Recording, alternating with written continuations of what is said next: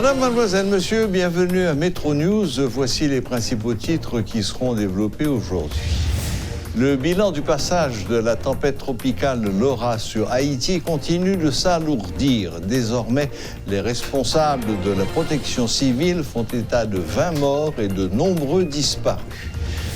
Le ministre des Travaux publics, Nader Joaséus, annonce ce mardi que des travaux de déblayage et de nettoyage sont en cours dans certaines zones touchées par le passage de Laura. Le président Jovenel Moïse a reçu officiellement lundi, de la part de plusieurs organisations de la société civile, un document portant sur la réforme de la Constitution.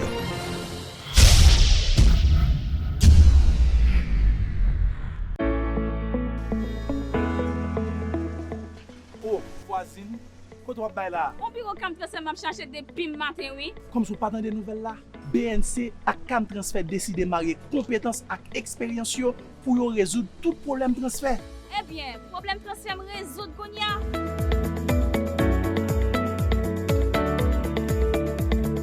À partir de aujourd'hui même, on peut demander famille ou amis qui l'autre bord de l'eau pour yo faire tout transfert pour dans cam transfert. Ou ka vinn prendre dans BNC sans problème.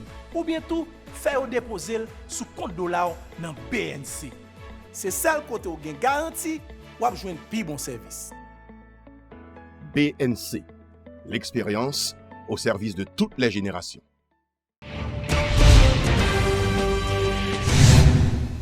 Des tonnes d'alluvions et une énorme quantité d'eau se sont déversées sur Port-au-Prince et ses environs lors du passage de la tempête tropicale Laura.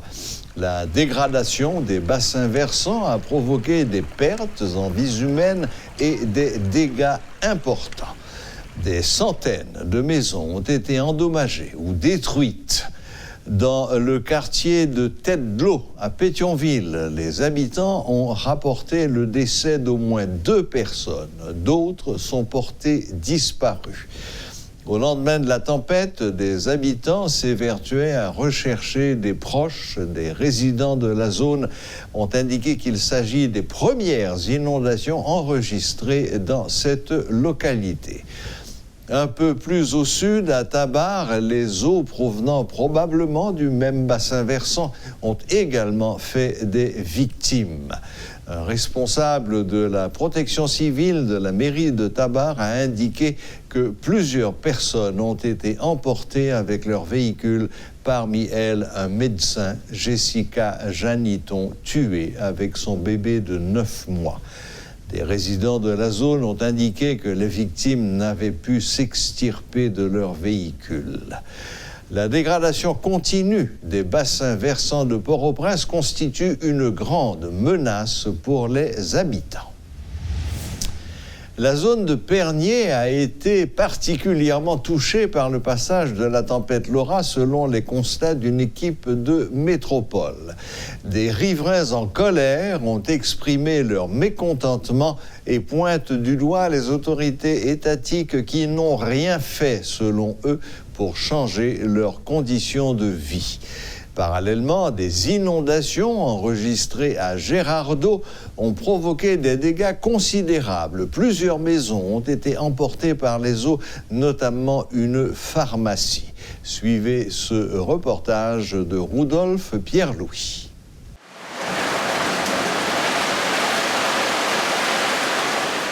Dimanche, entre 2 à 3 heures du matin, à un moment où de nombreux citoyens étaient plongés dans leur sommeil, la tempête tropicale Laura a fait son entrée sur le territoire haïtien en pleine nuit.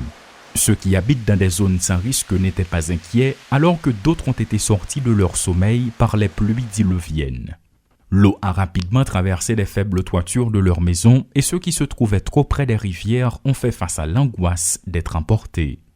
Dans la zone de Gérardot, une localité de la commune de Pétionville, des animaux, des meubles ont été emportés par les flots, selon le témoignage de certains riverains.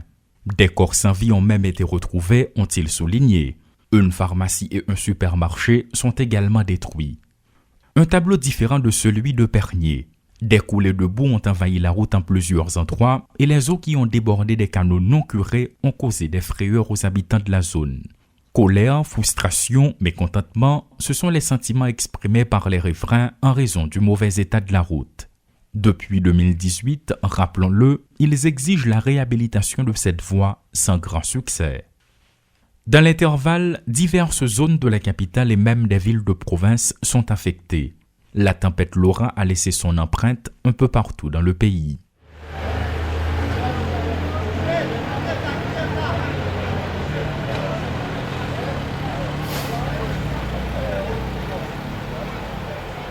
Les images en sont choquantes certes, mais c'est malheureusement le tableau qui peint la situation des habitants de la zone de Gérardot, de Pernier entre autres.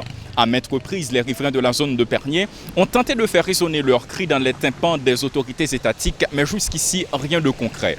Des millions de gourdes ont même été débloquées selon certains d'entre eux en vue de réaménager cette route, mais jusqu'à présent, elle demeure critique. À chaque fois que des pluies diluviennes s'abattent sur la capitale, la circulation est loin d'être une partie de plaisir. Le ministère des TPTC intervient, mais la question, pourquoi il n'y a jamais eu un travail définitif pouvant soulager les citoyens de la zone de Pernier?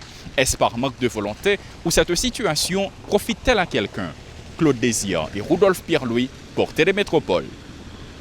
Le dernier bilan du passage de la tempête Laura sur le pays, fourni lundi soir par la direction de la protection civile, fait état de 20 morts et 5 disparus dans les départements du sud-est, de l'ouest et du sud. Un bilan qui reste bien sûr partiel. 198 familles sinistrées sont recensées dans le département d'Enip et la zone côtière sud-est est inaccessible car 4 ponts ont été endommagés par les précipitations, tout comme un certain nombre de tronçons de route.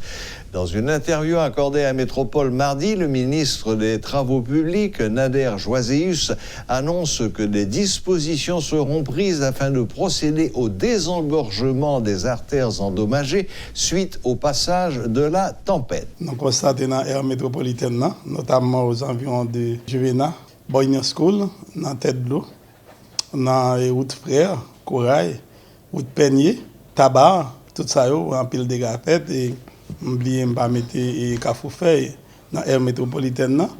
Et sinon, on prend dans la zone sud-est, nous connaissons Jacques Mel à Béner coupé. Donc, on a un problème qui est en balance. Donc, on a un problème qui est Marigot. Et donc, on a tout problème qui est Rochabat. Et les Anglais, tout ça, nous avons constaté, nous avons préparé des vies pour nous voir comment pour nous faire face à tout problème. Donc, il y a des morts, notamment morts qui pour qui marquent tout le monde. Et c'est logique construction anarchique là, et qui fait dans tout le pays. Malgré ça, nous disons qu'ils ont estimé que depuis qu'on bon rivière ou bon ravine, il faut construire la donne. Ils ont rempli la ravine totalement. C'est ça nous constatons dans la ravine, nous constatons dans la ravine brise tout, que c'est lui-même qui bat nos problèmes, que nous arrivons dans une bonne zone Ritayo. Et ravine Millet, c'est lui-même nous constatons qui bat dans ça, nous les bords au AVCT, qui bat dans une même 3 camions tombés dans la ravine ça. Donc, monde mourir là-dedans. Donc, c'est tout dégâts que nous constatons. Nous avons fait évaluation pour nous voir combien ça a coûté, non? Pour nous faire face avec le ministère des Travaux publics. Mais depuis même jeudi, machin, nous sommes à pied d'œuvre, côté nous tapé et travail, route canapé vers la Union School. Nous intervenons dans tête de l'autre, comme nous te dit, nous intervenons dans fin de travail sur aux environs de minuit, dimanche pour arriver lundi, et nous intervenons dans tabac. Et nous continuons de travailler. Aujourd'hui, là, nous dans Cité Soleil. Aujourd'hui, là, nous continuons à travailler Peigné. Nous travaillons tout côté dans l'aire métropolitaine. Nous travaillons au Chabato, là, nous travaillons dans le sud-est. Partout, ces zones surtout qui étaient très affectées. Moi, je crois que dans le niveau de travaux publics, nous avons fait job pas non. Le président Jovenel Moïse a reçu officiellement lundi un document sur la réforme de la Constitution de la part d'organisations de la société civile. Lors de cette cérémonie qui se tenait au Palais national, il a évoqué son intention de mettre en place une commission de réflexion indépendante pour étudier une éventuelle réforme constitutionnelle. Il s'agit du 2e rapport sur ce thème reçu par le président Moïse en 2 semaines. Constitution, m'entendez ça. Moi, ouais, depuis je dirais, tantôt 2 ans, parce que la commission qui est montée dans le Parlement, travail qui fait à travers tout le pays, dans la diaspora, dans le niveau Chambre députés. Depuis, disons, fin mois d'avril, moi, ouais, un mouvement dans le pays sous affaire changer la constitution. Même voulez dire nous, expérience PAM pendant 3 ans, 6 mois et quelques jours, moi fait. Moi voulez dire nous que son démarche qui pas facile, cap difficile en pile. À cause de niveau déchirement, division, polarisation pays. Démarche qui fait pour nous remettre mon document, même j'en prends un premier document jeudi, ça fait un deuxième groupe que je rencontre. Et me comprendre, même gens, c'est dans les entrailles peuple là que nous sommes. Ça veut dire, ça fait changer la constitution, ces affaires, tout le monde, j'en ai dit là. Mais pour le fait, je dis, il faut que le fait à travers un comité ou commission indépendant. Il n'y a pas qu'à faire ni moun qui compte moins zéro qui pour mettre li, ni moun qui pour moins zéro qui pour mettre li, ni moun qui neutre. C'est pour le fait pour tout le monde.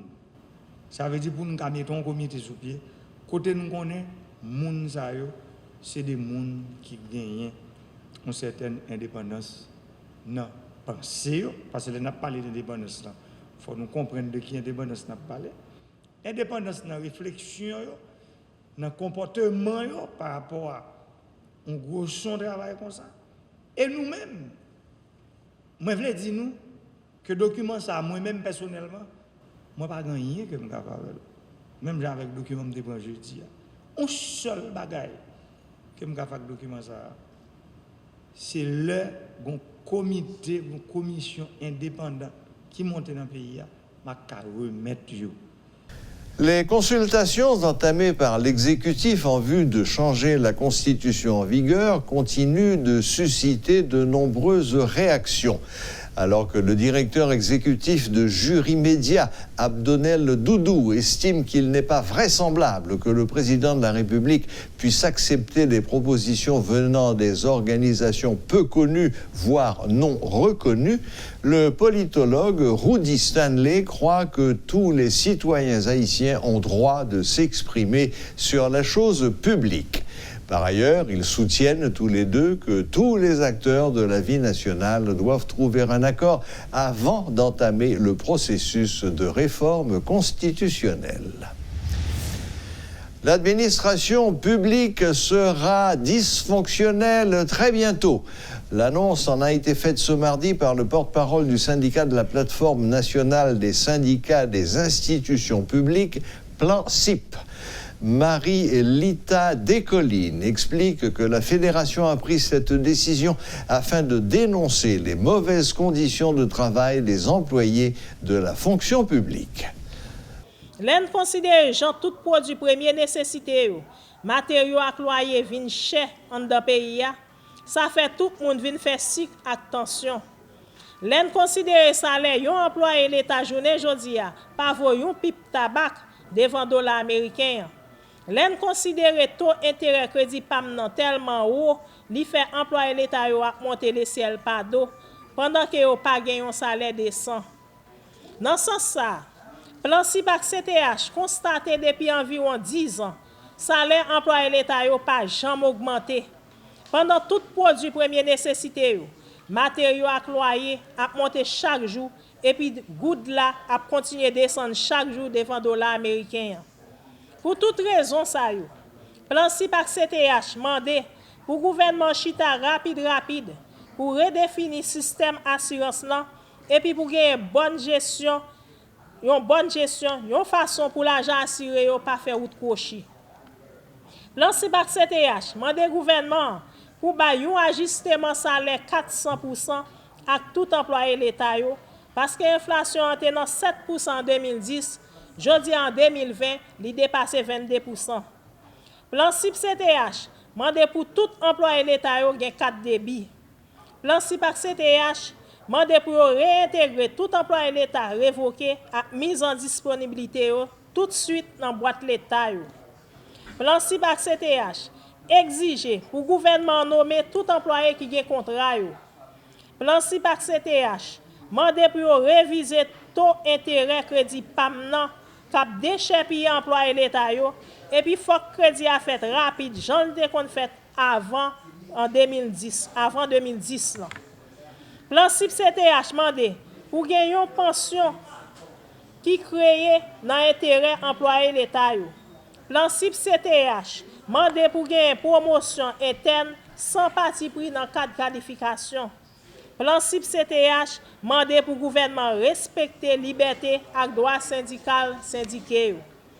Pour finir, plan SIP CTH a rappelé gouvernement 1er août 2019 et 20 mars 2020, il a fixé position li sous revendication sa yo déjà. Yon l'autre fois encore, plan SIPAC CTH a fait gouvernement connaît employé au bouquet dans mauvaises conditions de travail là. Voilà, la boucle est bouclée. Merci de nous rester fidèles et à la prochaine, même heure, même chaîne.